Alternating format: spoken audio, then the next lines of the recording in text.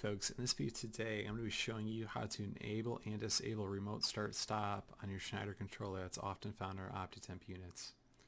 To do so, you're going to navigate to the program menu by hitting the escape key and the set key at the same time. Hit set again through parameter. Scroll down with the F3 key to config, hit set. Scroll down again to STST, hit set.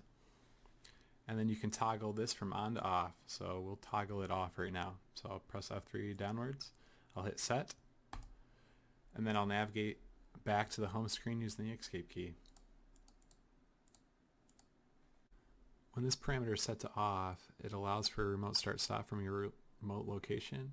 When it's on, it allows you to turn it off and on locally.